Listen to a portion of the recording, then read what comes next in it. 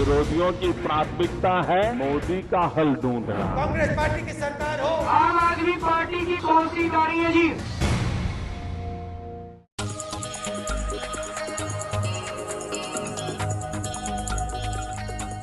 यूं तो वाराणसी की पहचान धार्मिक आस्था के केंद्र के तौर पर है, लेकिन लोकसभा चुनाव में वाराणसी देश की राजनीति का केंद्र भी बन गया है। बीजेपी के पीएम उम्मीदवार नरेंद्र मोदी इस सीट से चुनाव लड़ रहे हैं। मोदी के मुकाबले कांग्रेस ने अब तक अपना उम्मीदवार नहीं उतारा है, लेकिन मोदी को मात देने के लिए आम आदमी पार्टी के प्रमुख अरविंद केजरीवाल कमर कस चुके हैं। समाजवादी पार्टी से कैलाश चौरसिया और बहुजन समाज पार्टी से विजय जायसवाल मैदान में तो हैं, लेकिन इनसे ज्यादा चर्चा कौमी एकता दल के विधायक मुख्तार अंसारी की हो रही है, जो जेल से ही चुनाव लड़ने का ऐलान कर चुके हैं। वाराणसी की 5 विधानसभा सीटों में से 3 पर बीजेपी, 1 पर अपना दल और 1 पर समाजवादी पार्टी का कब्जा है। गंगा किनारे बसा ये शहर बनारसी साड़ी और बनारसी पान के लिए दुनिया भर में मशहूर है, लेकिन समस्याओं की भी यहाँ कोई कमी नहीं है। शहर में ट्रैफिक जाम की समस्या काफी बड़ी होती जा रही है। साथ ही फ्लाईओवर बनने में देरी से भी यहाँ के लोग परेशान हैं।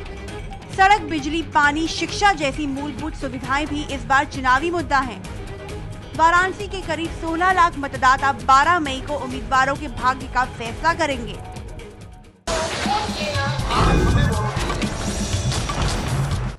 अब तक आप देख चुके हैं कौन बनेगा प्रधानमंत्री की 134 नुक्कड़ बहस। आज देखिए 135वीं नुक्कड़ बहस। नमस्कार, मैं हूं पंकज झा। कौन बनेगा प्रधानमंत्री में आप सबका स्वागत है। आज नुक्कड़ बहस हो रही है वाराणसी के वरुणा घाट पे। वाराणसी, बनारस या काशी कुछ भी कह लें, लेकिन बनारस सिर्फ एक शहर का नाम नहीं है, बल्कि जिंदगी जीने का एक नजरिया भी है। इस बार थोड़ा सा माहौल सियासी हो चला है, क्योंकि बीजेपी के पीएम उम्मीदवार नरेंद्र मोदी यहां से चुनाव लड़ रहे हैं। साथ ही अरविंद केजरीवाल ने भी यहां से अपना दावा ठोका है। यहां पर आमतौर पर कांग्रेस और गैर कांग्रेसी पार्टियों के बीच मुकाबला होता रहा है, लेकिन सपा और बसपा अब तक यहां से अपना खाता नहीं खोल पाई है। क्या केजरीवाल का झाड़ू चलेगा या फिर मोदी दिल्ली पहुंचेंगे? यही माहौल है यहाँ पर और यही चर्चा भी हो रही है। हमारी नुक्कड़ बहस में चर्चा में शामिल होने के लिए हमारे साथ कुछ खास मेहमान भी हैं। क्या लग रहा है इस बार कौन बनेगा पीएम?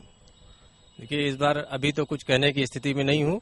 पीएम के उम्मीदवारों में कोई चेहरा आपको लग रहा है? पीएम कैंडिडेट के रूप में एक जो सशक्त दावेदारी है वो सीधे मोदी जी की दिख रही है। देखिए, पीएम कैंडिडेट में राहुल जी भी हैं, मोदी जी भी हैं, बहुत सारे लोग हैं और तीसरे मोर्चे के भी कोई आ सकता है। आपके लिए कौन है?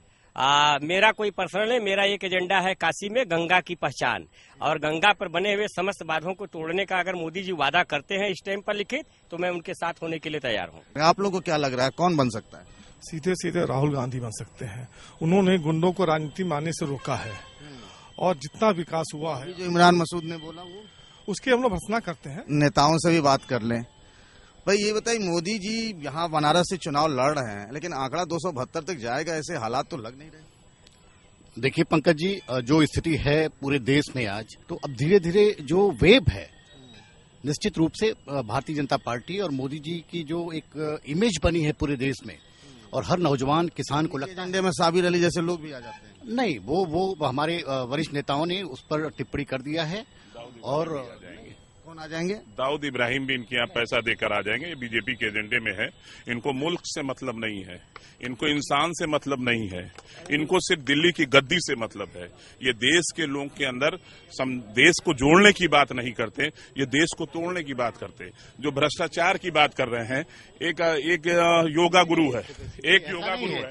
इस्तेमाल नहीं, समाजवादी पार्टी उत्तर प्रदेश में अपराधीकरण की पहचान है। आज पूरे देश में आज समाजवादी पार्टी की स्थिति ये है पंकज जी कि पूरे उत्तर प्रदेश में अपराधीकरण, जो गुंडे हैं, बदमाश हैं, आज पूरे खुलेआम घूम रहे हैं उत्तर प्रदेश में। ये अपराध तो पूरे देश के अंदर आपने किया। 10 साल हुकूमत आपने किया। उत्तर प्रदेश में विकास का एजेंडा बह रहा है। ये दंगे की बदनामी भी आप, दंगे का कातिल हमको सुप्रीम कोर्ट ने कई कहा है। सुप्रीम कोर्ट ने जो देश के प्रधानमंत्री का प्रत्याशी घोषित किया है, उसको कातिल का है। भाई राहुल कह रहे हैं हमें 200 सीटें आ जाएंगी, कहीं लड़ती भी तो दिख नहीं रही कांग्रेस। आपको नहीं दिख रही है? आपको कहाँ दिख रही है? हमको तो दिख रही है। हमको तो हर जगह लड़ाई में दिख रही है कांग्रेस। अगर कांग्रेस लड़ाई में नहीं दिख रही है तो सारे लोग कांग्रेस पर ही क्यों टारगेट बनाए हुए? सब लोग तो मोदी को टारगेट किए। नहीं, मोदी भी तो टारगेट कांग्रेस को किए हुए हैं। और कांग्रेस कितना खराब पोजीशन में रहेगी तो 200 सीट 150 से 200 सीट आएगी। अगर बहुत खराब पोजीशन से इमरान मसूद जैसे नेता भी, इमरान मसूद तो खुद बोल रहे हैं कि हम 6 महीना पहले जब हम समाजवादी पार्टी में थे तब मैंने ये बयान दिया था। नहीं ऐसा नहीं है। ये तो इनके पास प्रत्याशी कांग्रेस के पास नहीं है। ये तो बिकाऊ लोगों को लिया के प्रत्याशी बना रहे। बीजेपी के पास प्रत्याशी नहीं है। समाजवादी पार्टी ऐसी भद्र भाषा का व्यवहार करने वालों नेताओं के खिलाफ है और समाजवादी पार्टी सब भाषा का इस्तेमाल करती है। बनारस में सपा की साइकिल चलती क्यों नहीं? समाजवादी पार्टी चलेगी समाजवादी पार्टी की साइकिल। 2 साल के अंदर जो हमने विकास किया है, हम विकास के मुद्दे पे जनता के बीच में जा रहे हैं और जनता विकास चाहती है। 24 साल हो गया उत्तर प्रदेश में कांग्रेस पार्टी नहीं रही है और 24 साल में ये बनारस की दुर्दशा हुई है, उत्तर प्रदेश की दुर्दशा हुई है, कहीं कोई विकास नहीं हुआ। इस बीच में 24 साल में भारतीय जनता पार्टी, समाजवादी पार्टी, बहुजन बनारस का विकास नहीं हुआ, कौन जिम्मेदार है? बनारस का विकास नहीं हुआ, समाजवादी पार्टी की सरकार है। आपको कौन लगता है कौन जिम्मेदार है? ऐसा है कि बनारस का विकास इधर 15 साल से भाजपा सब जगह रही है, विकास नहीं दिखाई दे रहा है। केवल कमलापत त्रिपाठी के जमाने में विकास दिखाई देता था। आज हमारे देश में एक नया केजरीवाल आया है और यही भारत का विकास भविष्य में करेगा, चाहे जितने भी दिन। उत्तर प्रदेश में पिछले 15 सालों से समाजवादी पार्टी और बहुजन समाज पार्टी के बीच में उत्तर प्रदेश की जनता झूल रही है और आप ये स्थिति बन गई है आज पूरे प्रदेश में कि आज बसपा की सरकार थी, मूर्तियों में सारा पैसा लग रहा है। ये आम आदमी पार्टी इन सबसे अलग कैसे लड़ेगी? यहाँ पे आम आदमी पार्टी बिल्कुल यहाँ पे पूरी मजबूती के साथ लड़ेगी। हमारा मुख्य एजेंडा कहीं सत्ता पाना नहीं, बल्कि जिस तरह की राजनीतिक व्यवस्था भारत में पिछले। केजरीवाल की किस बात का भरोसा किया? जब पहले कहा कि चुनाव नहीं लड़ेंगे, फिर चुनाव लड़ने चले, आप करें सत्ता नहीं पाएंगे, दिल्ली में भी कहते थे नहीं लेंगे, फिर सरकार भी बनाई। बिल्कुल आपकी बात सही है कि जब ये अन्ना जी के नेतृत्व में आंदोलन शुरू हुआ था और हमने कांग्रेस की यूपीए सरकार के सामने कुछ मुद्दे रखे थे जिसमें को पूरे देश से समर्थन हासिल हुआ था। केजरीवाल जी दिल्ली के अंदर मुख्यमंत्री थे, जनता ने चुनकर भेजा था। कोई कांग्रेस की बीजेपी के भाई कहते हैं ये कि कांग्रेस की बी टीम है और ये कांग्रेस की लोग कहते हैं कि हमारी ए टीम है, वगैरह वगैरह। लेकिन केजरीवाल 49 दिन में दिल्ली छोड़कर भाग गए तो वो बनारस उन्होंने कैसे जिताएंगे? काशी की जनता के दिल को कैसे? मोदी का मुकाबला किससे होगा? ये तीनों पार्टियां जितनी हैं इनकी जमानत जब्त होने वाली है पंकज जी। चाहे कोई माफिया हो, चाहे गुंडा हो, उत्तर प्रदेश में समाजवादी पार्टी। केजरीवाल से कहीं डर तो नहीं है? अरे केजरीवाल ने जिस तरह से धोखा दिया है दिल्ली की जनता, आज पंकज जी जिस तरह से धोखा दिया है दिल्ली की जनता। देखिए, बनारस की बात करिए, बनारस में सांसद बीजेपी का, एमएलए बीजेपी का, 3 एमएलए जो शहर का है, कारपोरेशन में मेयर इनका, सभासद। तो रायबरेली अमेठी से बाहर ही नहीं निकलते हैं विकास के लिए। चलिए बात करते हैं हम।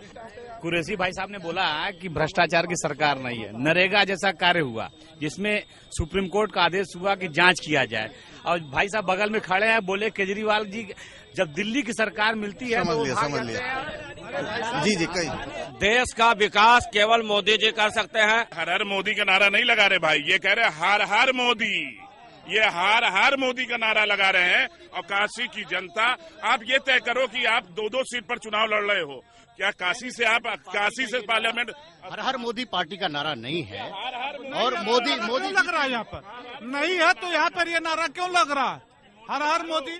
14 अप्रैल से केजरीवाल का डेरा यहीं लगेगा? जी सर, पूरी तरह से 14 अप्रैल से लेकर 12 मई तक केजरीवाल जी यहीं पे रहेंगे और घर घर मोहल्ले मोहल्ले जाकर आम आदमी पार्टी कार्यकर्ता और अरविंद जी बनारस के लोगों को जागरूक करेंगे। विनोद कुमार बिन्नी जी भी आ रहे हैं जो अरविंद केजरीवाल जी के झूठ का पुलिंदा यहाँ खोलने आ रहे हैं। जिस प्रकार से दिल्ली की जनता ने कौन बन देगा प्रधानमंत्री की नुक्कड़ बहस में वाराणसी में आज मेरे साथ इतना ही। विरोधियों की प्राथमिकता है मोदी का हल ढूंढना। कांग्रेस पार्टी की सरकार हो, आम आदमी पार्टी की कौन सी गाड़ी है जी?